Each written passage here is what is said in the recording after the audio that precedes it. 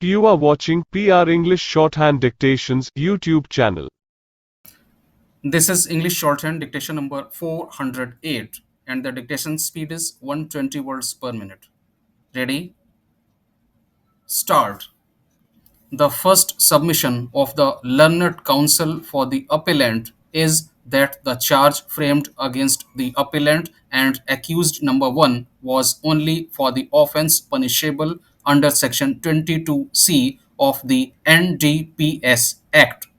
The allegation, as stated in the charge, was that on 21st December 2013, the appellant and accused number 1 gave cartons of Fortwin injections for interstate transportation without any valid license and in contravention of Section 8C of the NDPS Act.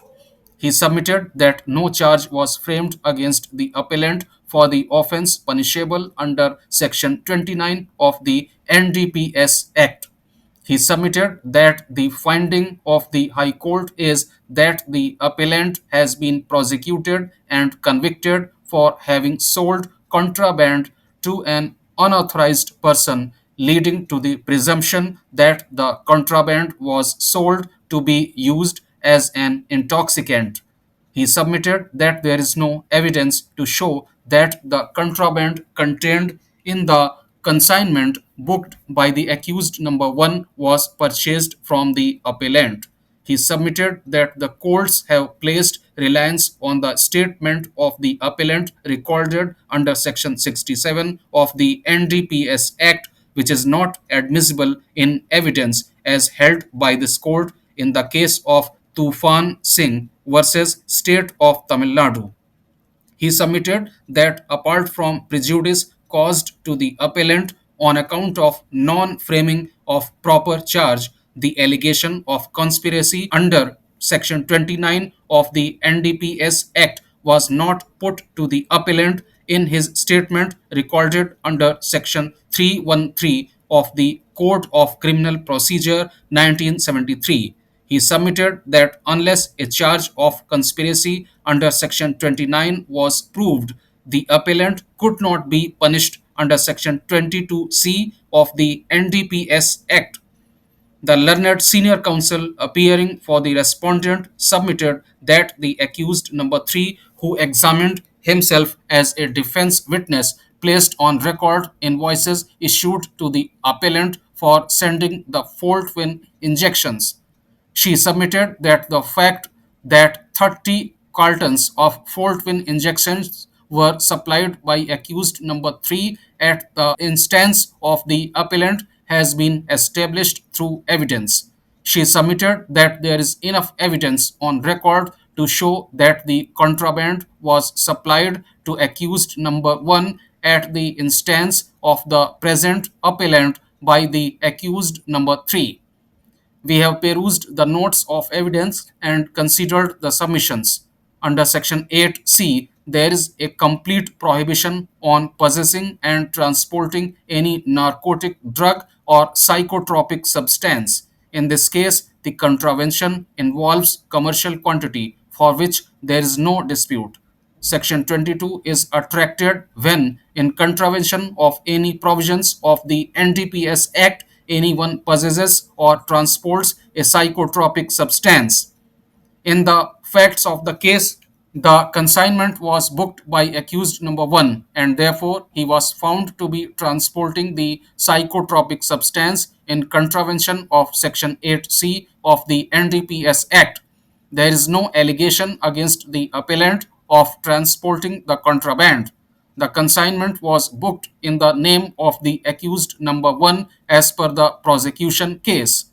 Therefore, unless it is proved that the appellant had supplied the consignment to accused number 1 or was a part of a criminal conspiracy to commit an offense under Section 22C, the appellant cannot be punished. Perusal of the evidence of accused number 3, who was examined as a defense witness, shows that he was carrying on the business of Messrs. Renuka Medicals in his wife's name. He stated that he issued invoices for sending fault-win injections to the appellant.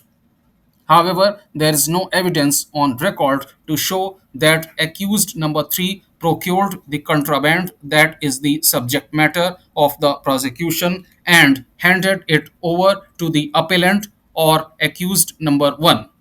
We may note that the trial court and high court have relied upon the appellant's statement under section 67 of the NDPS Act.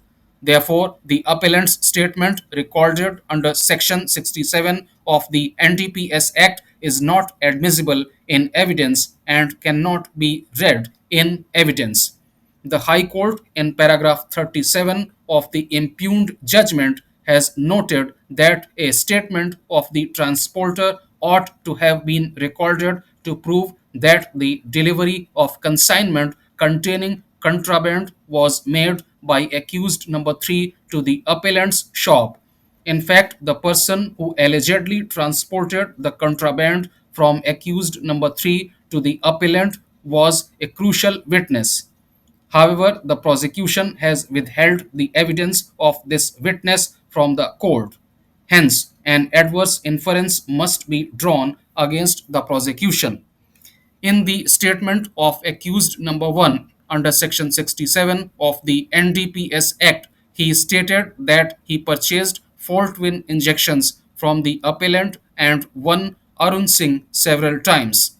However, no investigation has been carried out against Arun Singh. There is no recovery from the appellant of any incriminating material. There is no evidence to show that the contraband tried to be transported by accused number 1 by railway parcel was delivered by or on behalf of the appellant to accused number 1. There is no evidence of any conspiracy against the appellant. Therefore, the respondent has not established the offences punishable under sections 22C and 29 of the NDPS Act against the appellant beyond a reasonable doubt. In the charge, there is no reference to the allegation of commission of an offense under section 29 of the NDPS Act. However, it is not necessary for us to go into the question of whether non-framing of charge under section 29 of the NDPS Act has resulted in the failure of justice. The reason is that there is absolutely no legal evidence on record to show that the contraband attempted to be transported by accused number 1 by a railway parcel was supplied to him by the appellant. There is no evidence of the appellant's participation in any conspiracy. Therefore, the conviction of the appellant cannot be sustained.